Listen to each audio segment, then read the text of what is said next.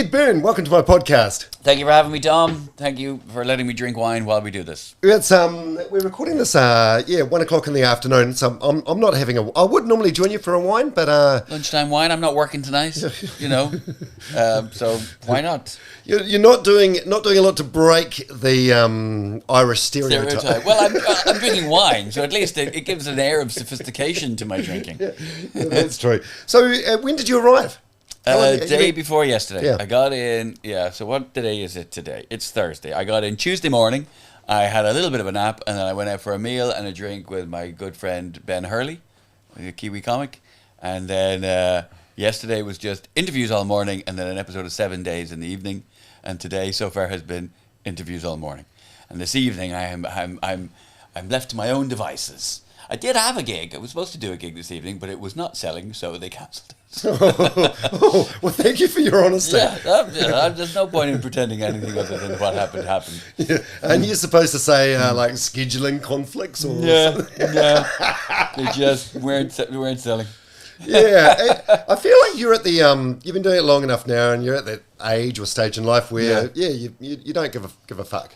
Well, I do, but I don't. I guess I'm not as excited about my own career as I used to be.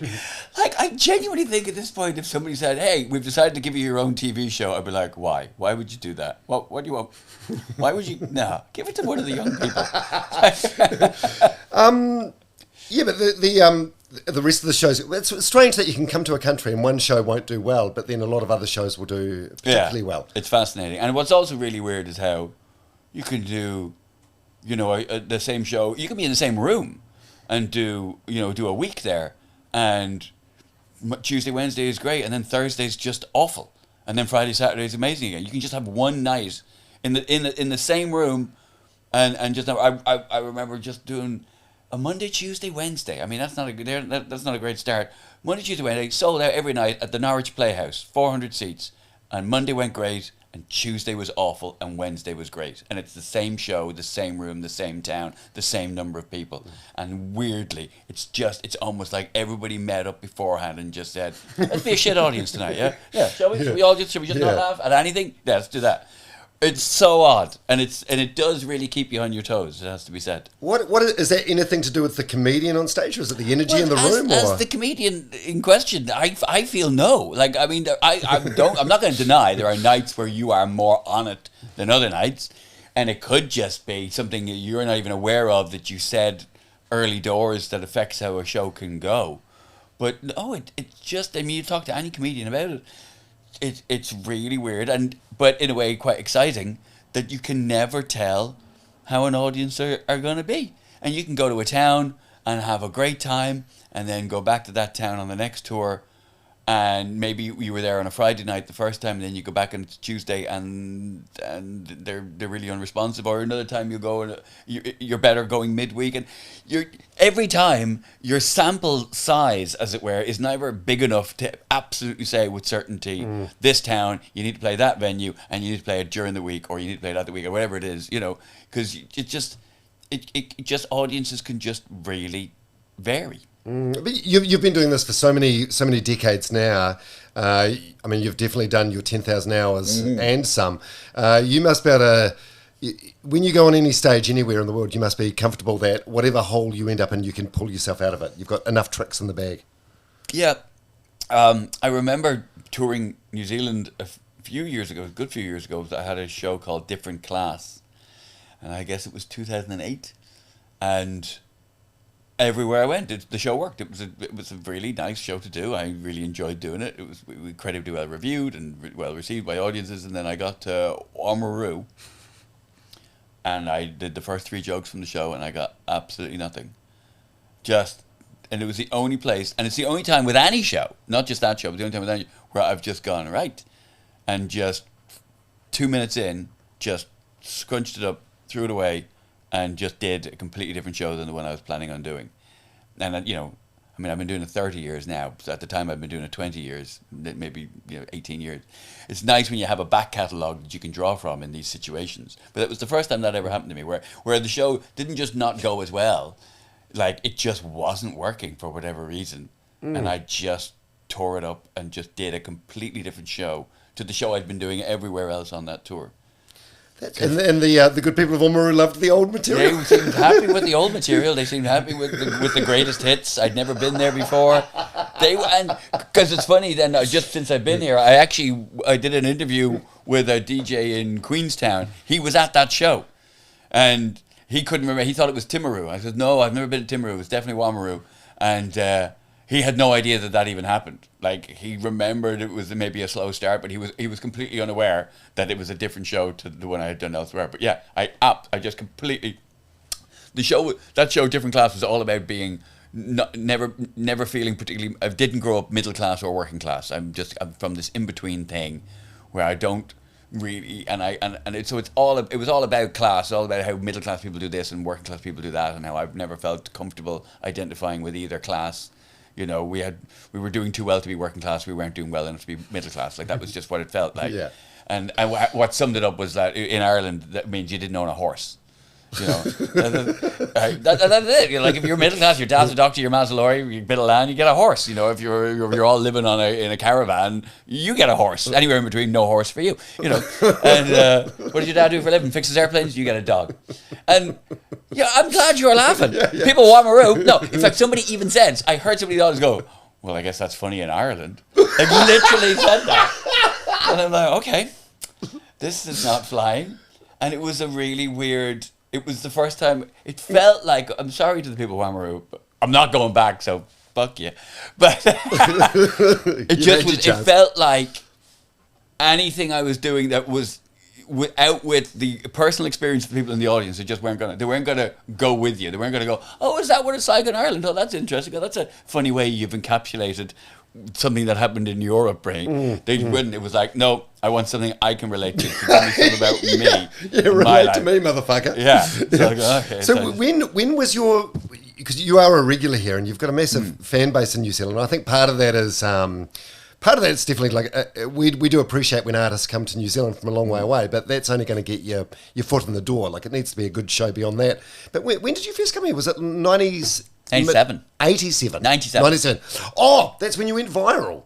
You went. Yes. This is pre-internet. I went viral before the internet. Yeah. So what? East Side Bar. Where's East Side Bar? That's exactly the one. Yeah, Benny Dipsitch, the barman at the East Side Bar. You even remember his name? Oh, of course I remember his name. It was. Yeah, we had done there was an opening gala, a big charity gala thing for the comedy festival, and then the after party was in this bar, and there was only one guy working behind the bar, so he was a bit overstretched, which was his fault because he was the manager and he decided he could do it on his own.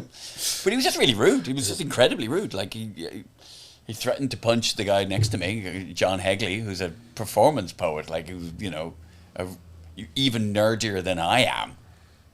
He didn't like the way he had waved at him to try and get served, so he threatened to punch him. Like, he was just incredibly rude. I hadn't been to New Zealand before. I had just been in Australia. We were trying to tip him, which I didn't realise you don't do in New Zealand. And New Zealand barmen apparently don't like it when you even try to tip them. I think they do very much now. Like, when you pay by EFTPOS or credit card now, it even gives you a tipping option. Right. Well, I think in '97 it was offensive. It was apparently we offended him by trying to tip him. So yeah, he was just really rude. So after a while, I let him know that he was being really rude, and he didn't take kindly to that. So he threw us out, and he told me I was in the wrong country. So then I was doing my show then the following night, and one thing I have noticed about Kiwi audiences, and I've always since as well, is that when you ask questions, if you ask like a general question, Kiwi audience don't really want to join in. They don't want to answer. They're quite reserved. And I said, oh, well, you're still not as rude as the barman at the East Side Bar. And everybody laughed. And I didn't realise that I'd hit on something that he was known as a rude man. So then I started doing jokes about it, and I said, he told me I was in the wrong country, and they all booed. And then I said, well, here's what you do then. After the show, everybody go down to that bar, order a big round of drinks. When they put them on the counter and say that'll be, $80, go, oh, I'm sorry, I've just realised I'm in the wrong country, and leave. It was a joke. And apparently somebody actually did it. I don't actually believe anyone actually did it. But he said that they did. And he was threatening to sue. And I was on the news. Yeah. Barman threatens to sue comedian. It was literally, I was interviewed by the Evening News, and I went on Holmes, he took me down to the bar to try and set things straight, and the guy still wouldn't apologize. So they wanted me to apologize. I go, no. So he still threatened to sue. He never sued because he didn't have a legal leg to stand on. But the whole thing caused it to just be a big, like you say, I went viral before going viral was even a thing. And it just sold out my run. And it stood me in very good stead then every time I came back. I think people have forgotten the actual incident now. But I think I'm just weirdly more in the public consciousness than I think we're like, oh yeah, I know that comedian. I can't remember why. that was why. Well, your recall of that story is so good. Like for 27 years ago, even the fact that you can still remember Holmes. Everything sticks in my head. Yeah. Everything. I let nothing go. I don't know if that's a good thing or a bad thing. Oh, and you got engaged in Kaikoura? That's very true. That was in 2006, I think it was. Yeah, in the Green Dolphin in Kaikoura, and it was. We'd been whale watching that day, had we? Or were we doing it the next day? I think we were doing it the next day. I can't remember. We'd been along the beach and looked at seals. Anyway, yeah, it was an awesome day. And then I proposed to her, and she said no for a joke. I remember that because then that became then the closing joke of the following tour, because she said no for a joke. Is that when she was your publicist? No, she was a publicist. Oh, yeah. And then she became my publicist. I didn't meet her that way. Like she was my girlfriend, and then she's working as my publicist. And then I was paying somebody else to be my publicist, and then it was like, well, people were contacting her for interviews having already been my girlfriend, she then became my publicist. Yeah. That was, I remember that as well, because then they came over, and the waiter came over, and I said, "We've just gotten engaged," and she was like, "Oh, there's the bill." There was nothing. There was no kind of. They went, "Well, we want to close up." I don't know if it's a thing that people do. They pretend they just gotten engaged to see if they can get free drinks out of a place. But we totally had just gotten engaged. But we just got engaged, and she couldn't have given less of a shit. So, as someone that has spent quite a bit of time here, and you've probably seen a lot more of the country than what a lot of New Zealanders have. Possibly. What are some sort of observational quirks? What things do you notice about New Zealanders that we may not notice about ourselves? I find doing comedy for a people is an excellent way of getting under the skin of a place. And yeah, you don't like to talk out of turn. It's an interesting thing. I tell a story. It ended up being in my show. I think I was at Sky City, and I came out in Auckland, and it was a Tuesday night, and I'm trying to get the audience going, and it's always that tough ask on a Tuesday, try and get people rowdy, like, hey, come on, hey, we got work in the morning, we don't care, all this sort of stuff. Hey, Tuesday people, make some Tuesday noise, and they just weren't getting on board, and it took a good while before I got a first decent laugh out of them, and then then the gig was fine eventually, and then I only realised after I left the stage. Only after the show was over did I find out it was Wednesday. And that, to me, sums up New Zealand, in that any other country in the world, within 30 seconds, somebody would go, "It's Wednesday, you idiots!" But the Kiwis, it was 700 people. Just sat there, just going, "It's not Tuesday, is it?" I'm not going to be the one to correct them. I don't want to tell them. Well, because it just means Wednesday, that's all. Are we hecklers? No, you're absolutely not. You're not. You don't even join in when it would be helpful, as in to correct the fact that somebody thinks it's Tuesday. You will happily let a comedian labour under the misapprehension it's Tuesday when it's actually Wednesday for an entire show, and that is genuinely not something most nations would do. Now maybe it's harsh of me to judge an entire country based on what those 700 people did that night. But I think it's fair, because I also, as I noticed, like, if you talk to somebody directly in the audience, they'll give you what you need. But if you ask like a general question, like, has anybody here broken up with somebody recently, or does anybody here, anyone who here has got kids, or whatever it is, just a general, people just don't want to. Yeah, I think for a lot of New Zealanders, I think that's probably like our worst fear, like being singled out at a show like that. And I don't like to pick on people. I don't like to just make fun of people who paid money to come and see me. It's just it just helps to you know, if I've got a joke, I always just like to build in a bit into the show. Like at last tour, I was talking about me kids, and I had a thing about not being able to understand what children are into. And so the question I would ask somebody in the audience if they had kids is there something that their kids are really, really into that they themselves don't understand, that they themselves don't, you know, that was just the, and it was then, because then I would do my stuff about how, you know, but it was just to see, get somebody else's sort of perspective first before I then move on to the routine. And I would never take the piss out of the person. It was always just to see what comedy could be generated by having a conversation about the topic. Other times I've asked questions like, have you ever met a celebrity and be disappointed, have them turn out to be a bit of a dick? Which is an interesting question because it's incredible how little a celebrity has to do for a person to consider them a dick. The bar is it's really it's like, oh yeah, I asked Robert De Niro for his autograph and he didn't seem very happy about it.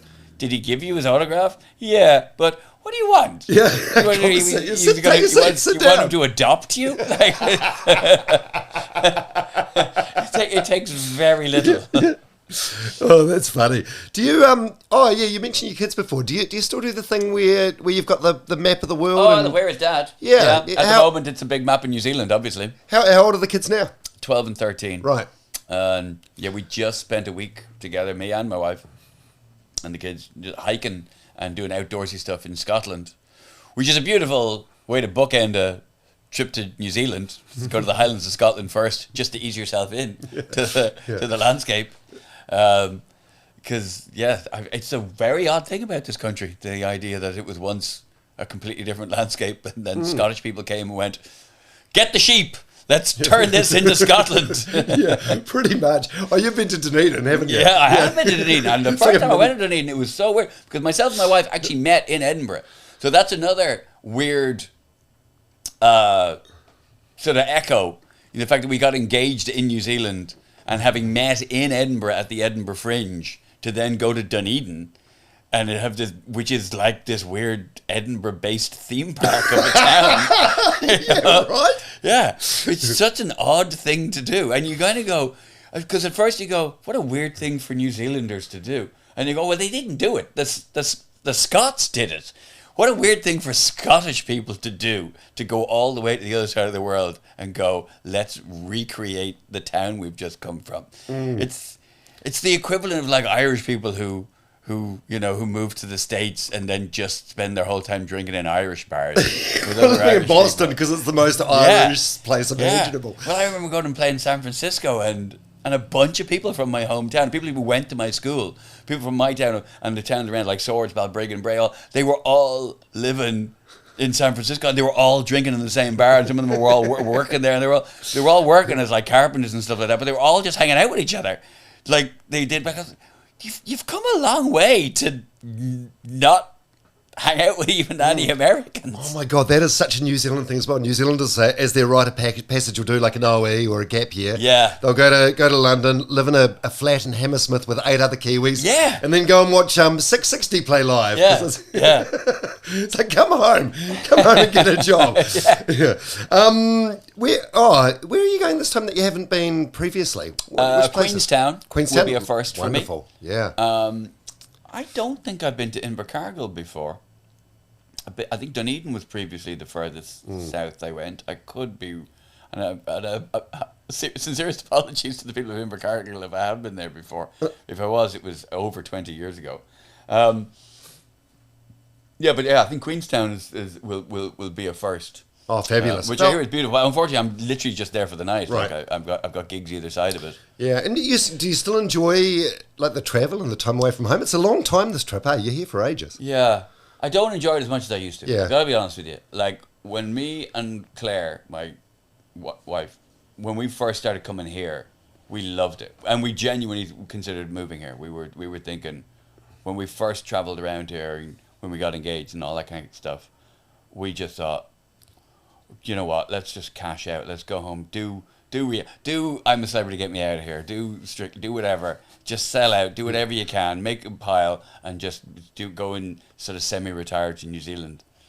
And then I think we had kids, and then things changed because my kids represent 2/3 of my parents' grandchildren.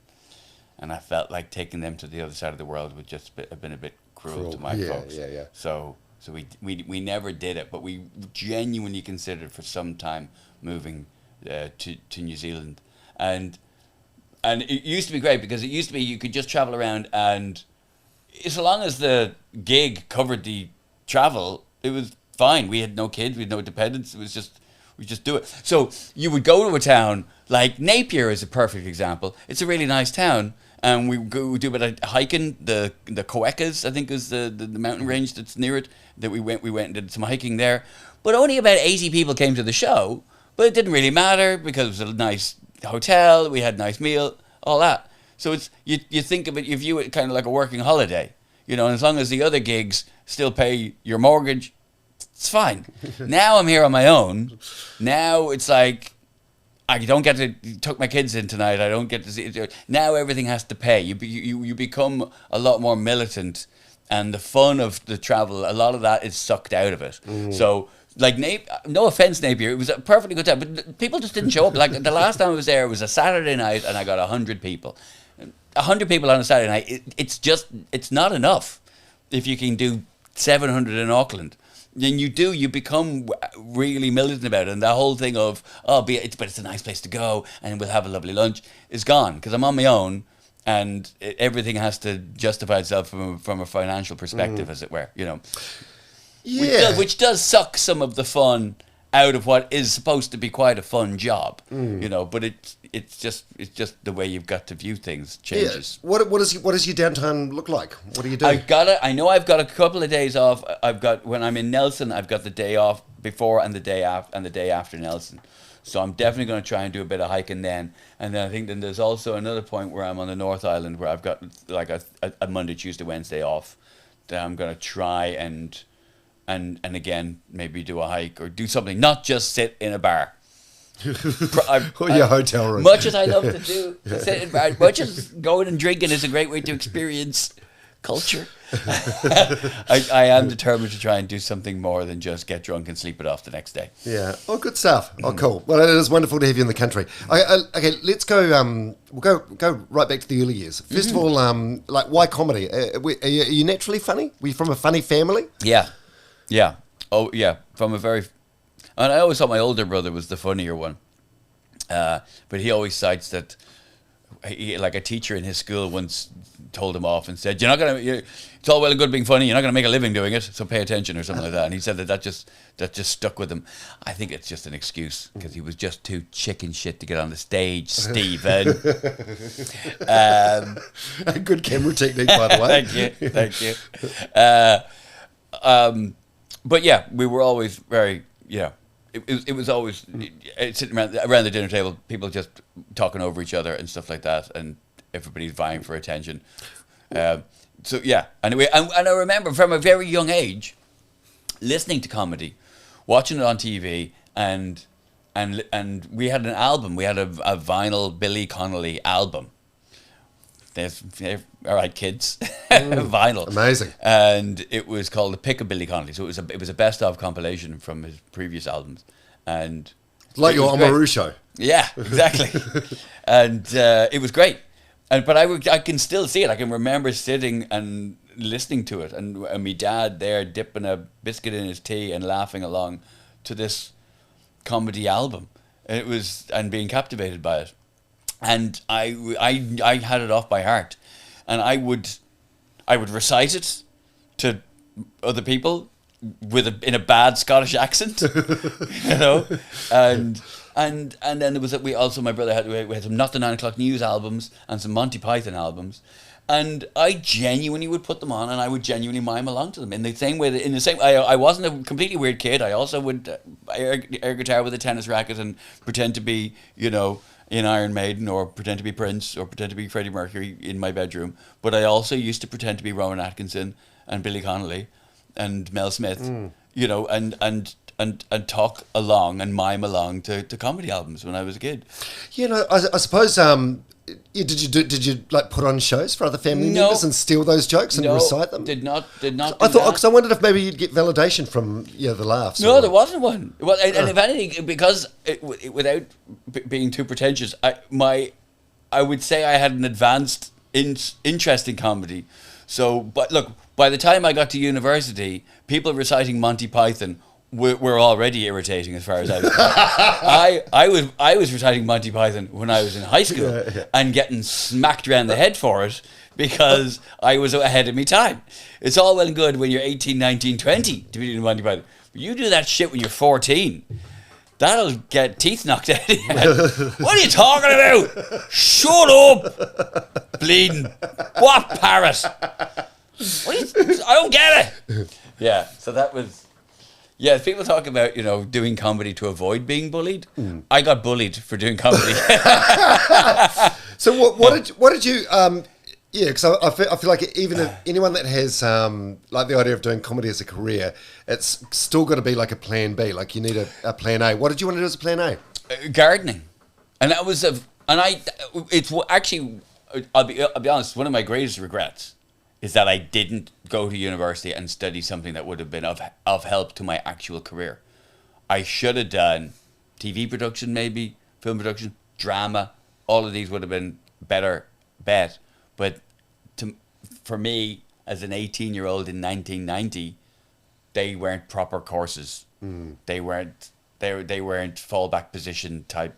That was airy-fairy nonsense. And I kind of had it drilled into me.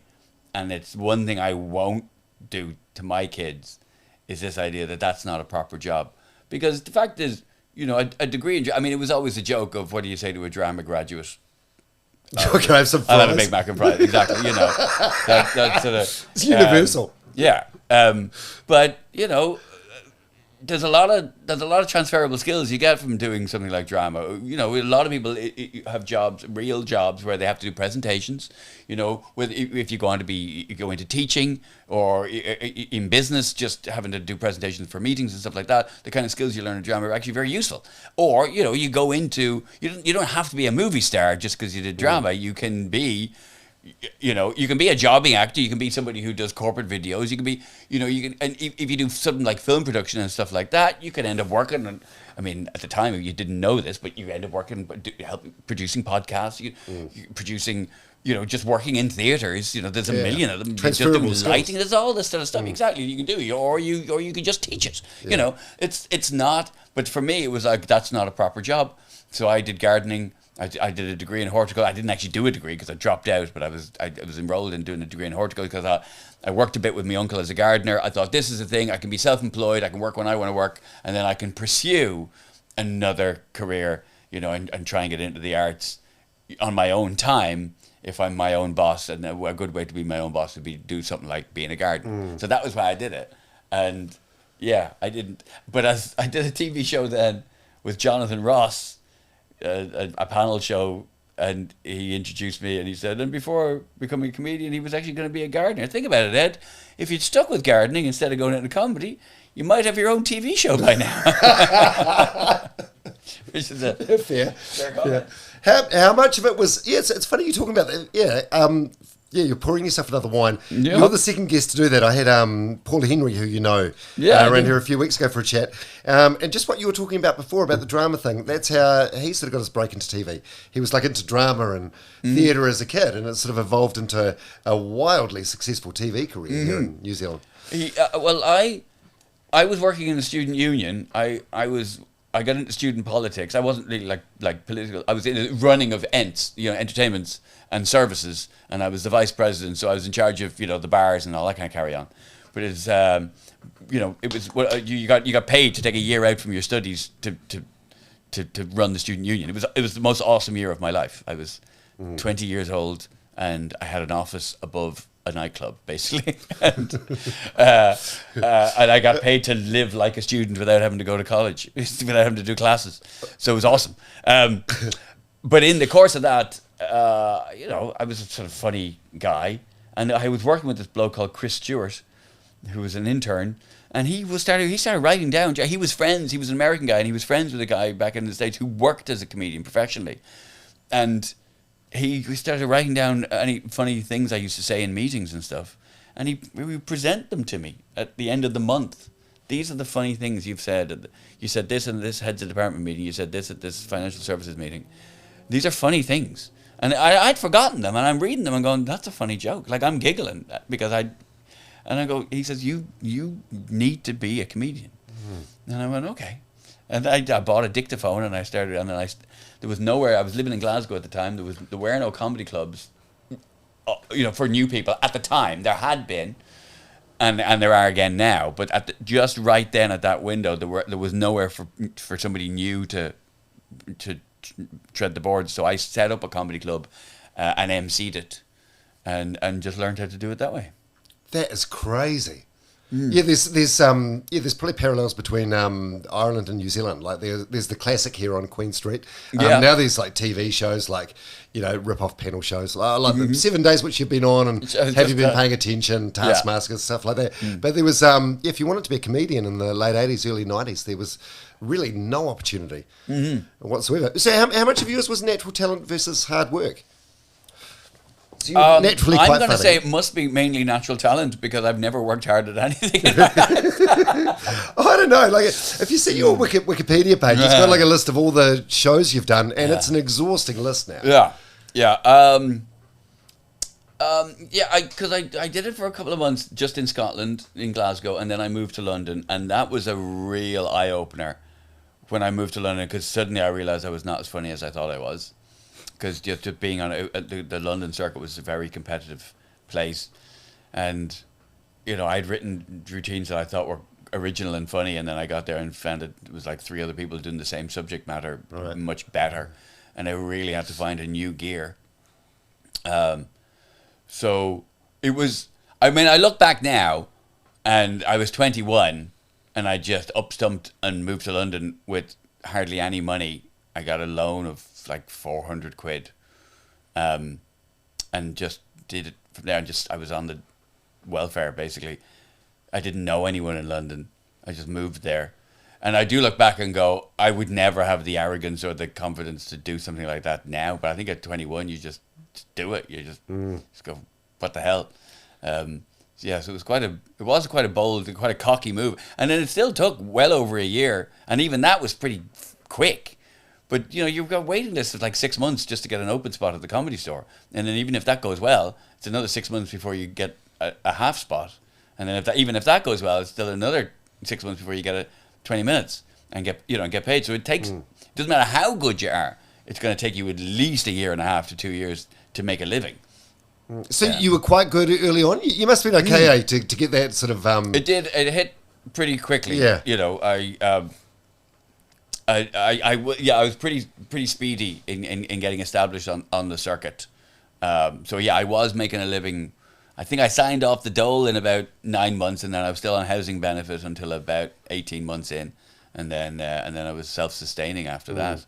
And it's the only career I've ever had. I've done jobs, I've done gardening, I've done office temping, I've done babysitting. But yeah, from the age of 21, it was the first time I had an actual profession. What about being on the dole? So you and I are similar ages. I'm from a very middle class family in a place called Palmerston North. If I was on the dole for any length of time, it would have been immense shame for my family. No. Well, my family just sort of said they were happy to support me while I was at university, and if I wanted to move home, that was fine as well. But they were not going to support me if I was just going to gallivant around London, fancying myself as being a comedian. That I had to do under my own steam. So that was hence the welfare, and it was hard. I remember having to cancel an open spot because I didn't have the money to get there, because my dole check, which was due to arrive on the Wednesday morning, didn't come. And it was, it was only, God, I can't even remember what it was. It must have been £35 a week, I think it was. Wow. It was nothing. And I literally survived on just, potatoes. That sounds so Irish. So Irish. But they're cheap, and you can I had an oven so you can roast them. But yeah, I remember one night, having to cancel an open spot because it was in North London, and I literally didn't have the money for the tube fare to get there. And the guy didn't believe me when I phoned him, because Ireland was in the World Cup. It was 1994, and Ireland were in the World Cup that year. And there was an Ireland match. And I don't give a shit about football. I had no interest in it. But he thought I was cancelling because I wanted to watch Ireland. And I did. I did watch the match at home because I had nothing else to do. And I sit drinking a pint of water because I didn't have the money for beer. Honestly, I was flat broke. So that was no fun. London is not a fun place when you have no money. Yeah, and it's an expensive city. By the way, I love the word gallivanting. Yeah, how much gallivanting is anyone doing on 35 quid away? No, none at all. But in their mind, that's what I was doing. Well, you must have accelerated quite quickly, because I was watching a clip on YouTube yesterday of you in the US on Late Night with Conan O'Brien in 2000. Funnily enough, this is a year before 9/11. A big part of your routine is about like aviation security and terrorists sneaking through with. Yeah. And then I adopted that routine after 9/11 to make it more relevant and more topical, and it was actually like a really good routine, but then it became very quickly very hack because security got so increased. Suddenly everybody had a routine about airplane security, and suddenly mine. But I was there first because I was flying a lot from Ireland to the UK. And because of, the situation back then, early 90s, it was still, the Troubles were still very much a thing. So I genuinely had stuff about it early doors, but then, because I remember then doing it at the Just for Laughs Festival in Montreal, and kind of getting slagged off by the paper as it being really hack, because by then everybody was doing it. And I felt like going, no, I was doing it first, though. I was doing it for ages ago. Mine's the best routine. Yeah, I was doing it a year before the towers got blown up. It's amazing. So, so something like that happens, a booking like that on a late night TV show in America. Bear in mind, like, this is 24 years ago, so there was no TikTok. We may have had MySpace, I don't know, maybe no social... I don't think it was. No, MySpace didn't come along until sort of 2003 or thereabouts. So this is a big deal? Yeah, it was weird because the segment producer Frank Smiley had been just on holiday. He'd been to the Kilkenny Comedy Festival and had seen me there, and I think he'd seen me, Jim Owen, and Sean Hughes. He liked us, and he wanted all of us to go and do the show. And then somebody from the Aspen Comedy Festival saw me then at the Edinburgh Fringe. Because it was then, I mean, now it's 10 grand. At the time, it was $1,000 for the work visa. So between the Aspen Festival and Conan O'Brien, they got me the work visa. They pooled the resources on that. So I did Aspen Festival and did Late Night with Conan O'Brien. And I ended up doing, I think, 5 episodes of Late Night with Conan O'Brien. Wow. But, yeah, and it didn't... And they all went well. I think one was a bit ropey, but they all pretty much went well. But it didn't... nothing materialized. You know what I mean? Right, so you get off stage, you think your life's going to change. Yeah, it was like, because it was in the days when 1 million people watched it, which in a country of over 300 million is not a lot of people. But then it didn't have that online thing of that then it's on Instagram the next day, and or the idea of going viral because you were on a TV show like that didn't happen then. So yeah, It was.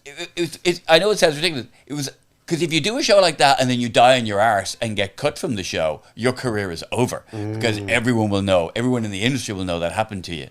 But if you just do a good set in front of a million people, go, oh, that's fine. Yeah. Oh, maybe we'll book him from this comedy club. Like I got to play a couple of comedy clubs. It's incredibly high stakes where you have everything to lose and not really a great deal to gain. But it was nice. It was an interesting experience, and getting to meet Conan O'Brien was pretty awesome. But yeah, it's because then years later, like my friend Daniel Sloss, he does it. But it's able to snowball into a point where he gets to then tour the States off the back of it. That just didn't seem like an option when I did it back in the 90s. Yeah, it's interesting. Eh? What was that experience like? Who was on the episodes with you? What happens backstage? Oh, yeah, so I got to you mingle with anyone? There was people I really like. I got to meet Kevin Nealon, who used to be on Saturday Night Live. He was a very funny comedian, and it was awesome hanging out with him. There's a few, like David Schwimmer was on one of the episodes. But I think it was probably for meeting celebrities, the Graham Norton show definitely beats everything else hands down. Say what you like about the Graham Norton show. It is an excellent way for mid-level comedians to meet Hollywood movie stars. Oh, yeah. Like, say, how many times have you been on Graham Norton? I think I was on that 5 or 6 times. Right. Yeah. So, They don't have comedians on it as often as they used to. I think when it was first finding its feet, that show, they would have a couple of like Hollywood stars or maybe one on, and then they would have a comedian on in case the Hollywood star didn't deliver. I think that was the sort of safety net, was that to also have a comedian on. And now, I think Hollywood stars have become so media trained that they're always going to give you good value these days. So they don't really need the comic to back up anymore. So I've kind of been benched. Yeah, go. The clip I watched in anticipation of you coming today was one from 2009 with Robert Downey Jr. Yeah. One of the biggest stars in the world. Fuck, that looked like hard work. He seemed prickly. I thought he was prickly.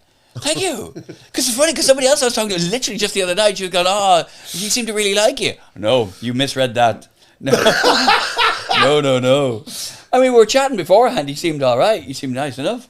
And I think he probably is, but he's someone who's been he's been famous since he was a teenager, right? In fact, I think his first movie role, he was a child. So he's...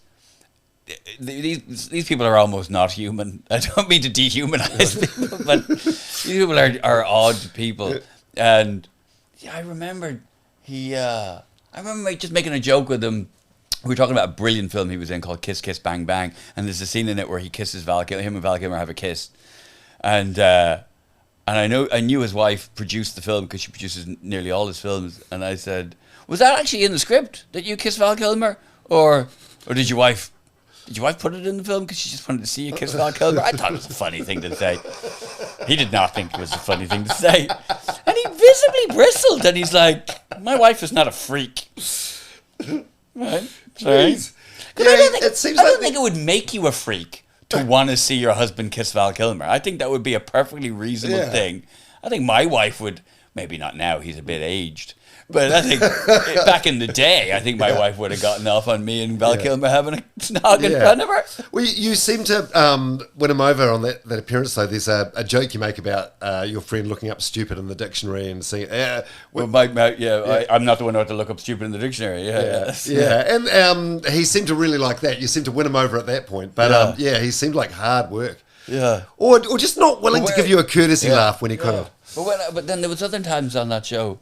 Like I was on with Martin Sheen, and we recreated a walk and talk style thing from The West Wing, and it was just me, Martin Sheen, and Graham Norton just at a circuit of the studio, just having a conversation, just like The West Wing, and that was pretty awesome. And then at the end of the show, doing a thing, they actually had a cardboard. Basically, I got to pretend to be Martin Sheen's bodyguard as Jed Bartlett and try and take a bullet from a paintball, and things like that. Those kind of moments are. That's crazy. Yeah. They're moments that you're just going to go, did I do that? Yeah, you did. And there's footage to prove it. Yeah, that's amazing. Well, he must really like you, Graham Norton, to be on the show that many times. Is that an Irish thing or? No, it's his booker. His booker, actually, right. I think it was an Italian woman, but she was fond, yeah. Mm. Do you, with those things, you get nervous beforehand, backstage, or? Yeah, and nerves are good. You need to have some. If you don't have any, you can be too complacent.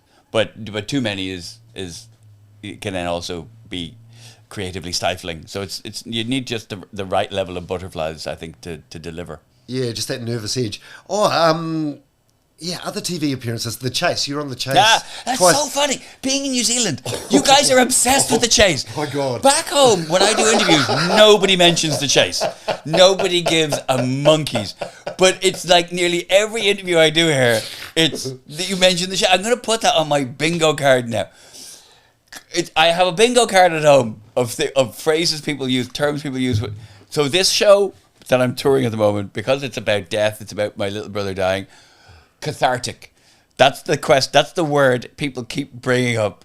So is it cathartic talking about this? And in my head I just tick off the mental bingo card. But since I've got New Zealand, The Chase is the new square on the bingo card. Oh my God. You guys love that show. It's massive, and I love that show. I genuinely love that show. The Dark Destroyer, Sean Wallace, one of the chasers. It seems like he comes over here like once a month to host some quiz nights and things. Okay, he's a massive star here. Well, because I'm very good mates with Paul Sinha, because obviously he's the Cinnamon. He's a stand-up, as well. So I know him, and I've come to know Jenny Ryan, who the Vixen. She does a podcast with a very good friend of mine called Lucy Porter, who's a stand-up comic, and also a King Quizzer.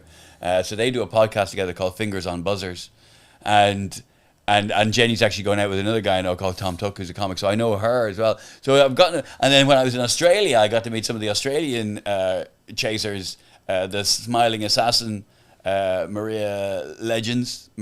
She came to the show. We don't care about the Australian ones. No, if the Australian one's on, it's like nah. No, we need Bradley. We need the Baroness.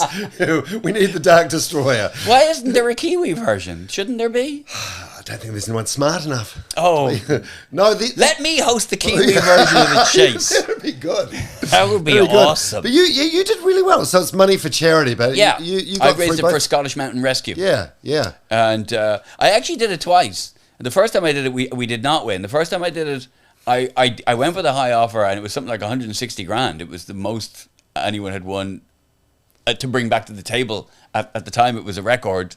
But then it was just me and the darts player, Eric Bristow, and we did not beat the chaser.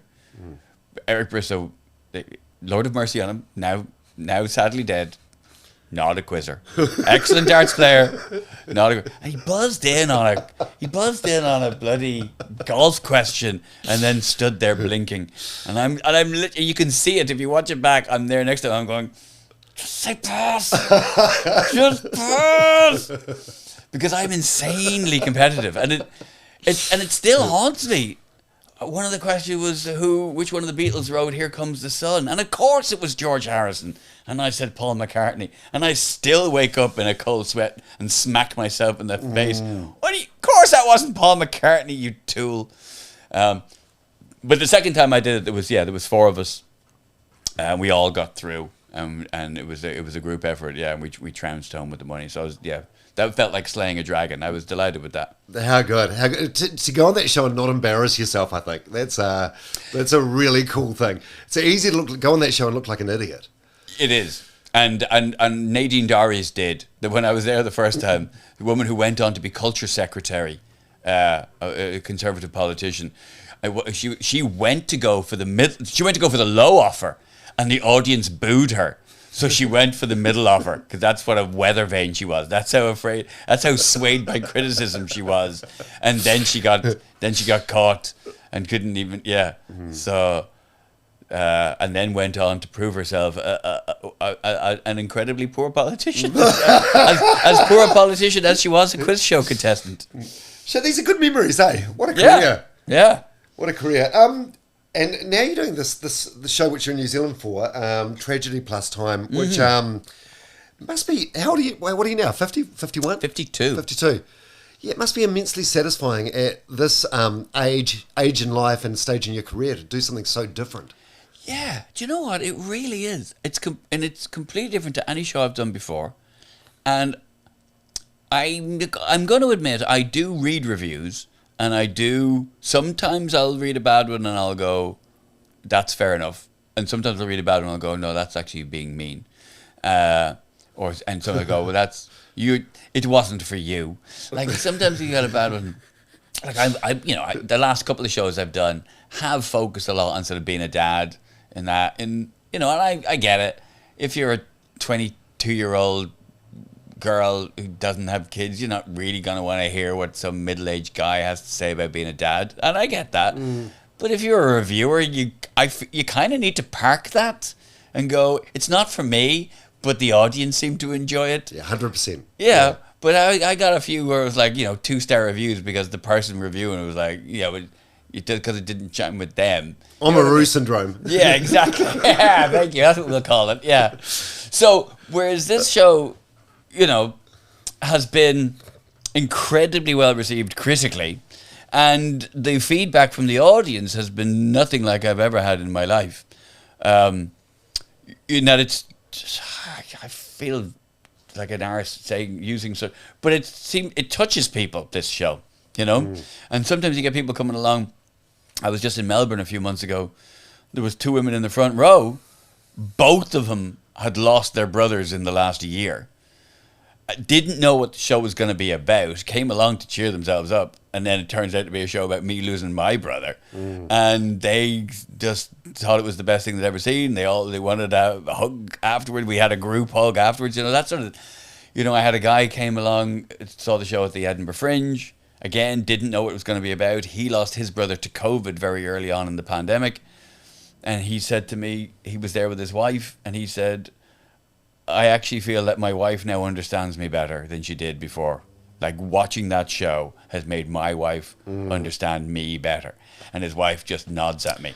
And it's like, I've never had any ambition to be anything other than just funny. Just do a show that'll just make you laugh. So to have ended up writing a show that has had this sort of bonus impact for people has been incredibly gratifying.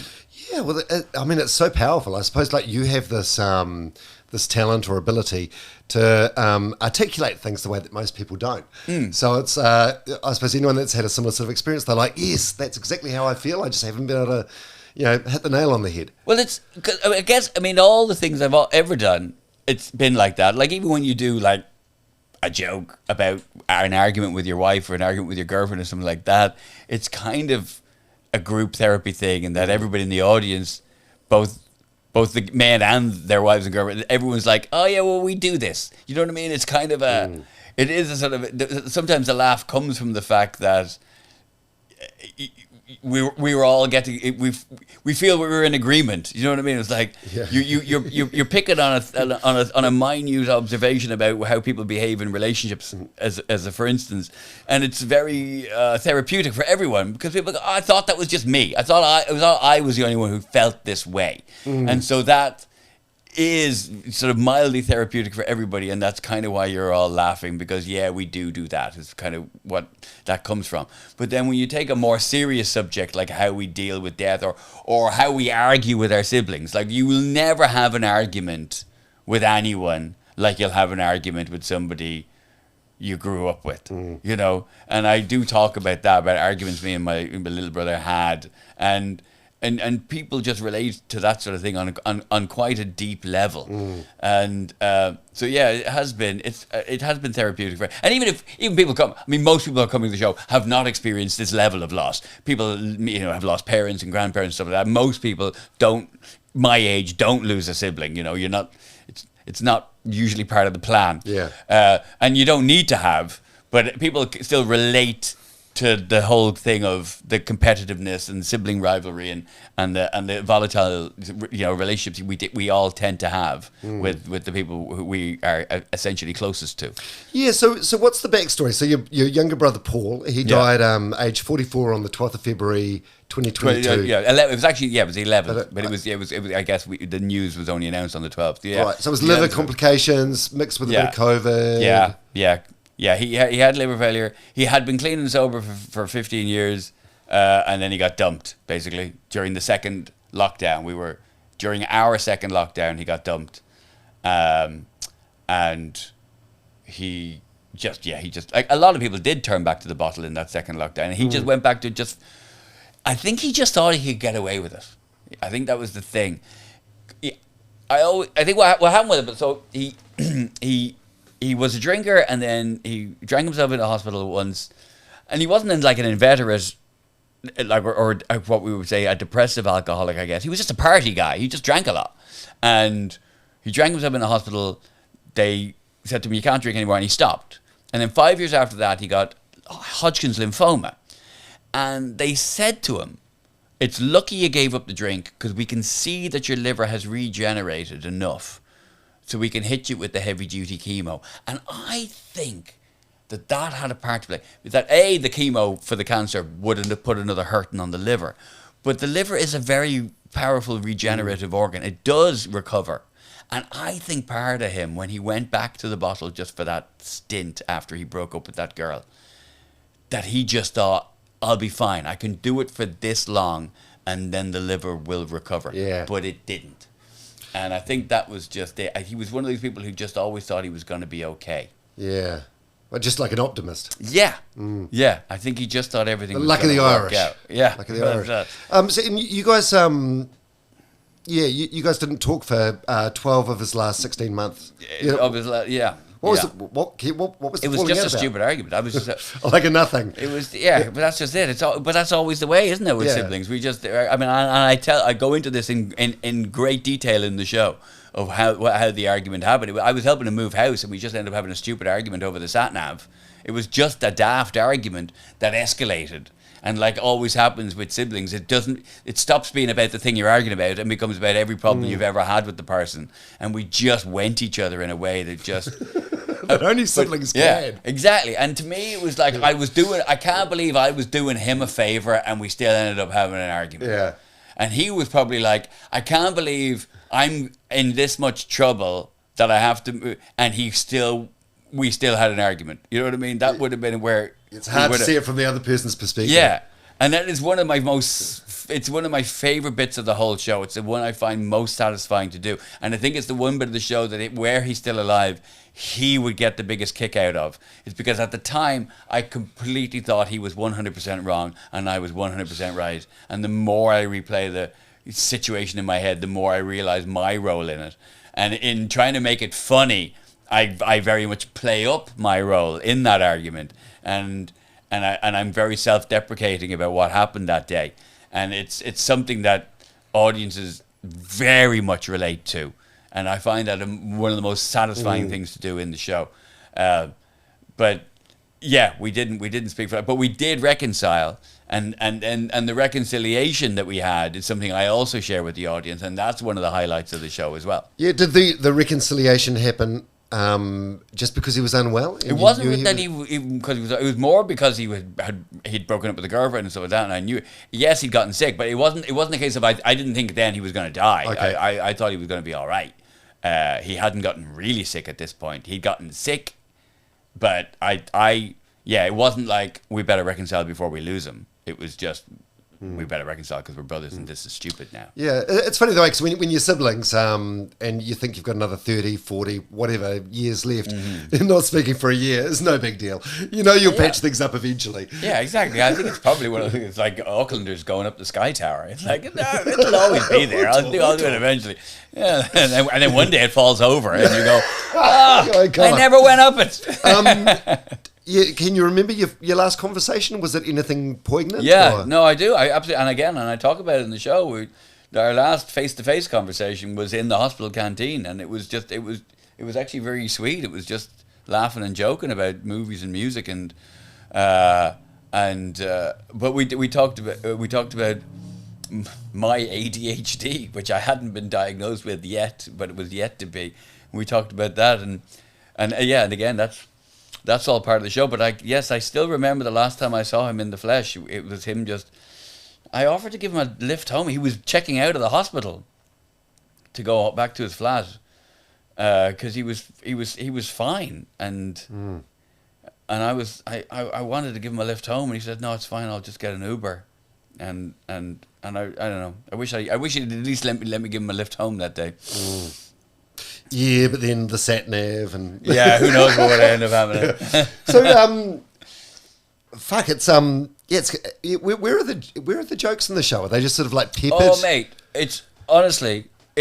I'm not just saying it. It's a really funny show. Yeah, the reviews speak for itself. Yeah, and I've been very keen. And as I say, he was a comedy writer and a comedy director. He worked with comedians. His thing was helping comedians take the bad things in their life and turn them into comedy. So it's funny that's then he never directed me, but he's now the bad thing in my life that I've turned into comedy. And his thing, I spoke to a number of his clients. Sarah Keyworth would be one in particular, who said, his thing was you can be as serious and as heartfelt as you want, but there has to be a joke. It has to be in service of a joke. You can't just say something to show how sad you are or how damaged you are by this event and then just let it hang. There's got to be a joke, and I've made sure that that's how the show is. It's very joke heavy, and some of the jokes are maybe a bit hard to take. Some of the jokes, you know, they do make people go ooh, and they make people recoil. But I kind of enjoy it, because here's the thing: there's a lot of stuff in comedy now about what you can and can't say and all that, and there's a lot of thing about trying to push audiences and doing jokes that are, in inverted commas, offensive or dark or whatever. Yeah. But what I do quite like about this show is that it's very much about me and what happened to me. Well, obviously what happened to my brother, but my brother dying is what happened to me. He's dead. He doesn't give a shit anymore, right? His death, he's the one person we absolutely know his death does not bother, right? He's gone. It bothers me.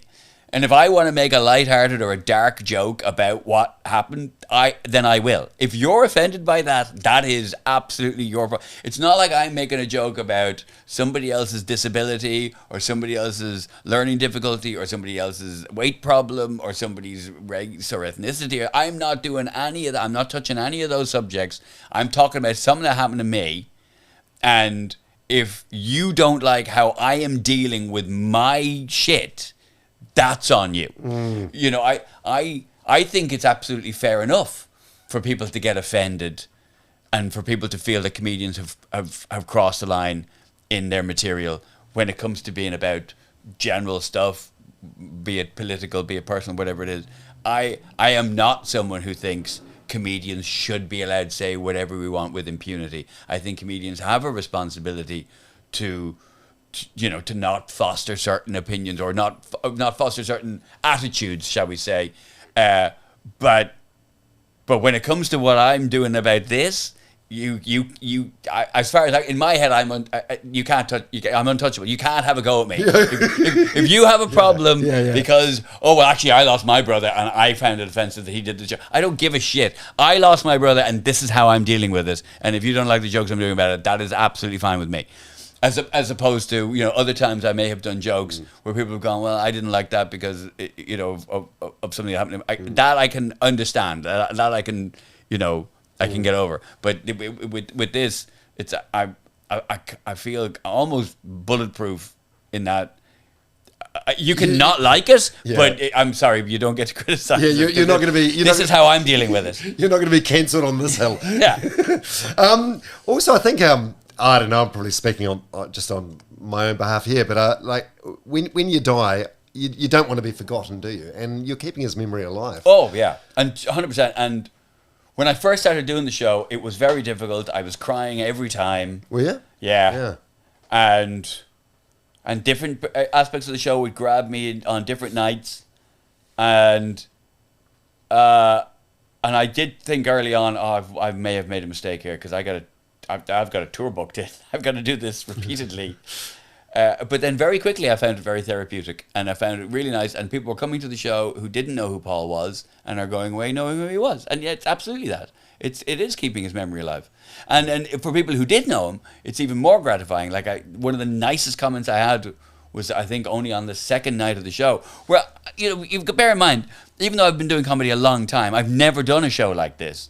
And when I first started doing it, I really didn't know if I was doing it right. I didn't hire a director. I was just doing it myself. And I didn't know how well it was going to go or whether it was going to work. And so the fact that it did was great. And so any kind of feedback I had that was positive was very important to me. And I had a couple come up to me after the show who had worked with Paul, and they said, we loved it. It was like getting to spend another hour in his company. Wow. Which is like that is that. Cool. Yeah. Jeez. Yeah. I'm getting goosebumps. Yeah. I found a photo of him online eating what looks like a very that photo was in the show, funnily enough. Yeah. So who is Paul? Do you know what's funny about that show? Because Larry Dean, who's one of Paul's clients, is a Scottish comic, and he came to the show earlier, and he took this photograph. I didn't even know Larry had taken this photograph. So Larry was really, when that photograph comes up in the show, it's a great photo. Was quite a moment. Yeah. Yeah. So who was like a 5-year age gap? Yeah. Yeah. So you weren't particularly close when you were young. Yeah, we weren't close until we were old. It's funny. Like when I was 18, he was 13. Yeah, it's a big age gap. You're almost like an uncle. Yeah. You show me an 18-year-old that wants to hang out with a 13-year-old. I'll show you an 18-year-old that needs to be on a list. So He was more someone who, you know, annoying little brother. Yeah, exactly. Yeah. And then I left home to go to college when I was 18, and it wasn't really until I was in my late 20s and he in his mid that we really started to get on. And then he actually moved to London. It was my idea. I think I was home for Christmas, and I just would have been 2003. Yeah, it would have been Christmas 2003. I was home, and I just said, "You should move to London, and you should move in with me," and he did, and then not long after that, my now wife, then girlfriend, like I wanted to move her in, and so I had to move him out. But I sort of came to an agreement and said, "Look, I really feel like I brought you over to London, and then I'm kicking you out." So I paid his rent because it seemed fair. You know, I didn't want to live with my brother and my girlfriend, but so I brought him to London, and the first comedian he worked with was a good friend of mine, an Australian comic called Brendan Burns, and another friend of mine called Andrew Maxwell. So I was his introduction to the industry, and his introduction to his first two clients. But after that, he completely forged his own path and was working with people I didn't even know. You know, Brilliant. or barely knew, like as I say, Sarah Keyworth, Sindhu V, Roshan Conity, all these people. So he absolutely, there was no help from me. Yeah. Do you feel exhausted after doing the show now, or does it depend on the audience? It takes a bit more out of me than previous shows. Yeah. Certainly. And there's been the odd occasion where, you know, a show might sell out, and my manager will go, "Oh, do you want to do 2 shows that night?" I'm like, I can't do it twice. Yeah. But I think apparently that's age. Yeah. In my 20s, it was easy. You know, I could do a show. I could get drunk and do a show. That's another thing I can't do. I can't do a show drunk anymore. I used to be in my 20s. I was made of rubber and steel. You know, and I could meet people in the afternoon, get hammered with them, do an hour of comedy, no bother. Did it sell out? Do another hour on top of that, and then go and do some late night, 10-minute slots as well on top of that just for fun. Not anymore. Aging, It's in my 20s, I could spend the whole weekend just getting pissed and eating McDonald's. Yeah. Now it's like, if I go a day without the magnesium, I'm fucked. It's terrible. I've heard you say the better the audience, the more emotional I get. That's a weird thing, yeah. What do you mean the better the audience? In that, even from the early stages of the show, because the show starts off, I talk about a minor tragedy as a sort of counterpoint. And how I was making jokes about that minor tragedy, was my car getting broken into, and how the very next night I was on stage making jokes about it. So I start off just doing, just lighthearted observational humor, as it were.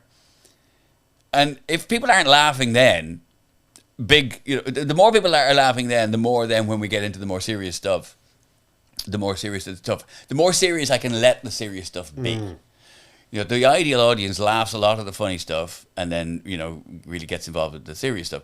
But if people aren't really laughing, the show works in general. But if people aren't really laughing at the stuff that's just funny, then you're kind of like, okay, right, well. It's going to be a long Because in a couple of minutes, I'm going to tell you something that's actually not going to make you laugh.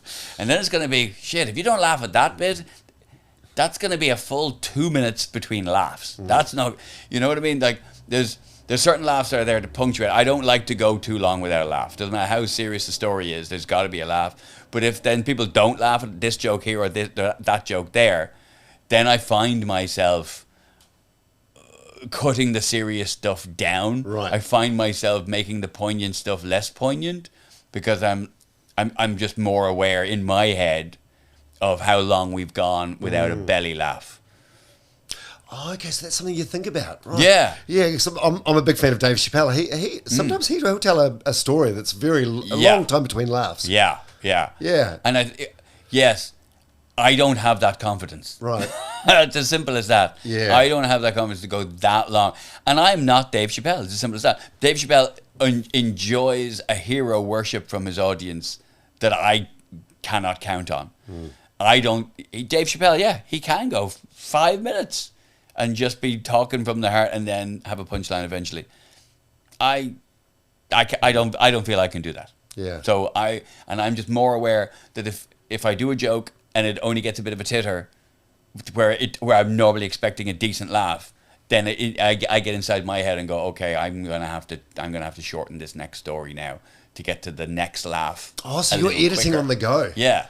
Shit, that's experience. Mm-hmm. And the show, depending on how the audience can be, the show can be anywhere between an hour to an hour and a half long. Right. For that very reason. Oh, that's so cool. What what about what lessons with grief? Like, what have you learned through this whole experience that could help others? Like, well, I suppose the one thing that would immediately spring to mind is if you're not speaking with someone, fucking fix it because you don't know how. Well, I do, time. and that is the overall message of the show. But the thing is, you can't. I do try and say this. Only if it's not completely unforgivable. It's only if it's as it was in the case of me and my brother, just to do with a stupid argument and a pattern of behaviour and stubborn pride and all that sort of thing. That's the sort of shit you can't let get in the way of your friendship. If somebody's done something unforgivable or if somebody is constantly horrible to you, it is okay to fuck them off. You know what I mean? And I don't feel that you can't go through life treating everybody as if they might die tomorrow and what the regret you'll have. You can't be a doormat in that way where you let people treat. I'm saying it's only in the case of, do you really in your heart love this person? Then you've got to let that shit go. Yeah, and I suppose if they happen to die and you're going to feel guilty about it, then patch it for your own sake as much as anything else. And try. And I've said this to other people, like, reach out. Like, I've had a bunch of friends who I have spoken to about this sort of stuff since they've been to see the show. If you reach out and they knock it back, you'll at least, when they do eventually die, which they will, we all will eventually die, you won't feel as bad. Because that is the thing about Paul, is that there's a podcast called Griefcast, which is done by a comedian called Carrie Lloyd. And I did that show about 3 months after Paul died, which was probably a little soon. And one thing I said to her that was quite interesting as I was saying it, is that my older brother, Stephen, I've always been closer to. There's a 3-year age gap. And, he has a daughter the same age as my son. And we just do more stuff together. And our relationship is uncomplicated.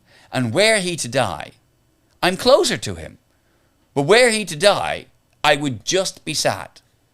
And I feel like that would be easier to deal with than all the stuff that's unsaid and the regret about arguments that I have with Paul.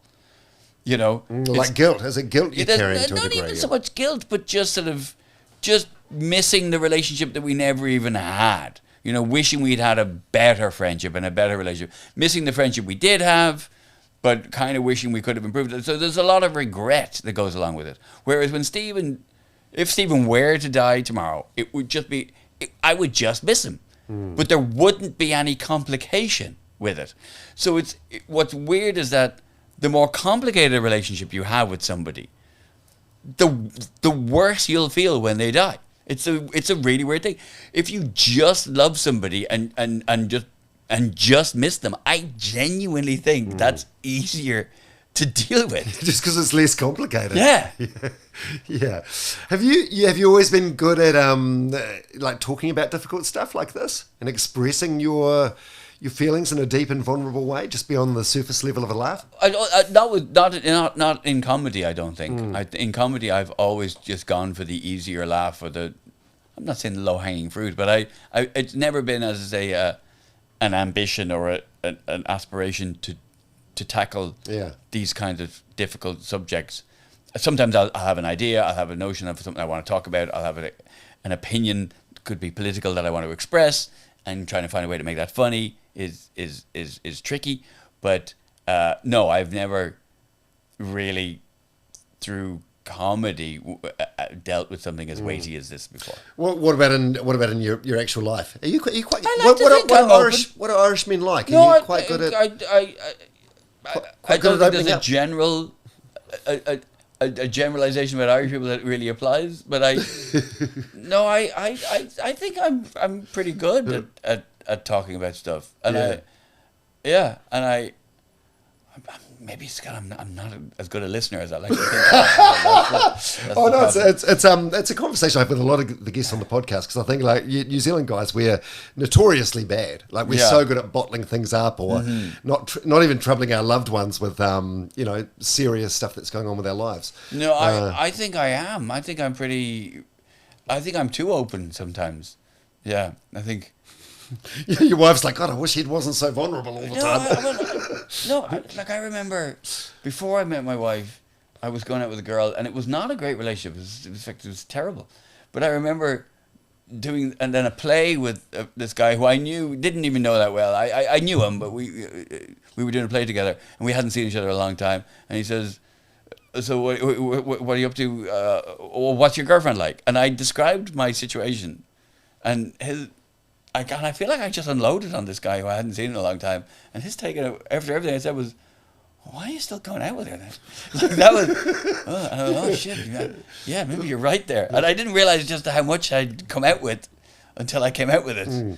About what the relationship I was in, how unhappy it was. When I was just, it was one of those things like, do you ever ask somebody, how are you? And then they actually tell you. Because the New Zealand way is like, yeah, nah, all good. Oh, nah.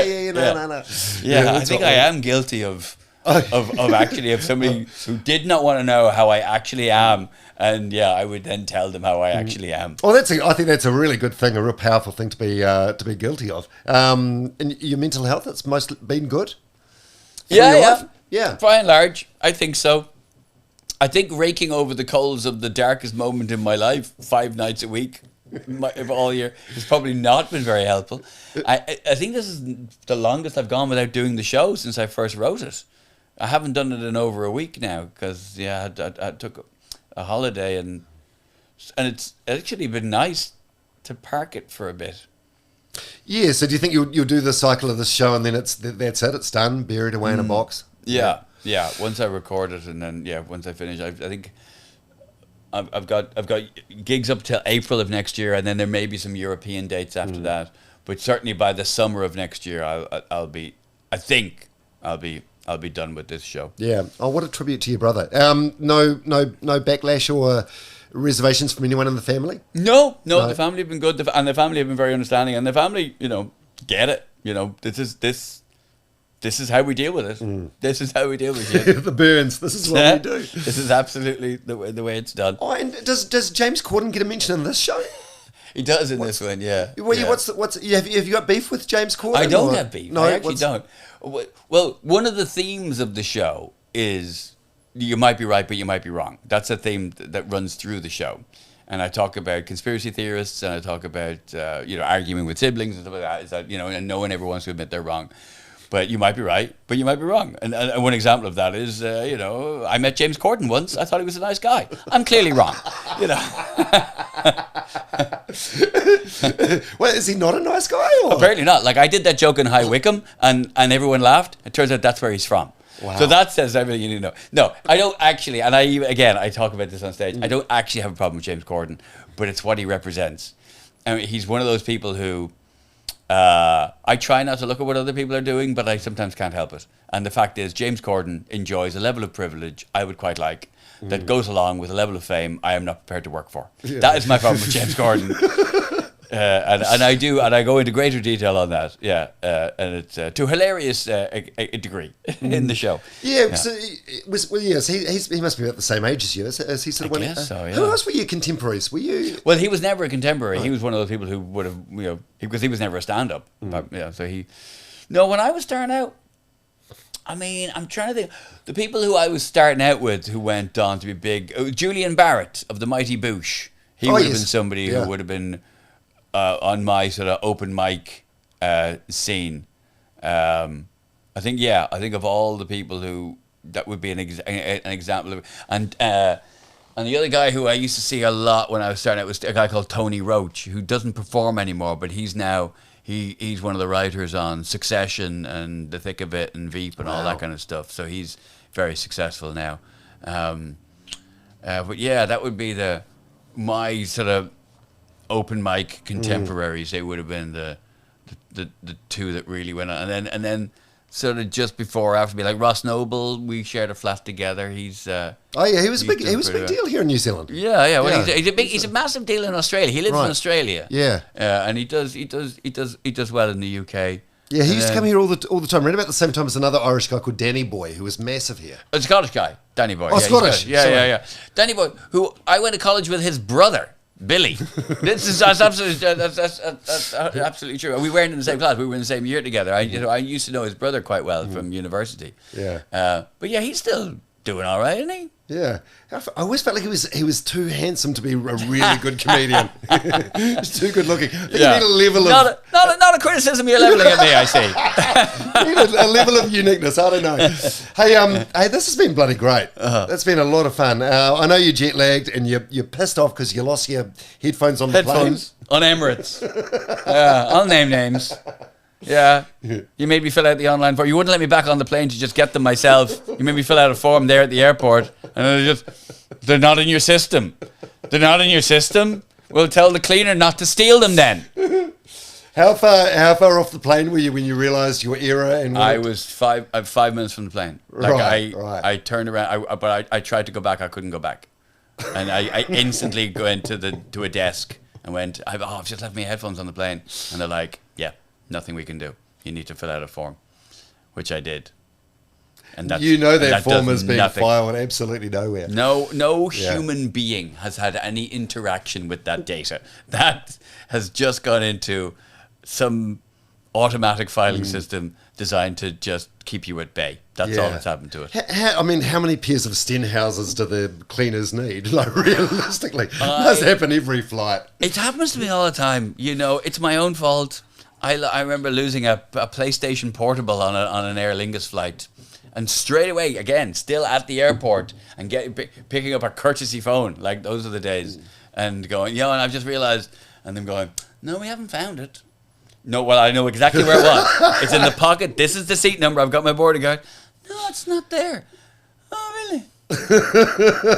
Mysterious. Yeah. Well, if it turns up, let me know. Yes, we've got the form. Hey, this has been great. Ed Byrne, thank you so much for being so generous with your time. Cheers, Dom. Thanks for having me. That's been really cool. By the way, don't feel bad that you finished a whole bottle of red. It's not a whole bottle. That's not a whole bottle. If this is a whole bottle, I'm a giant. It's half a bottle. It's like a half-size bottle. Yeah. Well, it's a pleasure to have you back in New Zealand, and congratulations on this show. Is it the work you're most proud of, or is that hard to say? I am very proud of it, but I am aware that sometimes people come and it's not the show that they wanted to see, and I always say, I'll be honest with you, it's not the show I wanted to write. Yeah. And then the next show I'll do, hopefully it'll be a bit brighter and breezier. Yeah. And I'll go back to getting 3-star reviews again. Yeah. Well, enjoy it while it lasts. Oh, you're great. You are an honorary New Zealander, I think. Oh, that's a very sweet thing to say. That's one of the nicest compliments I've had.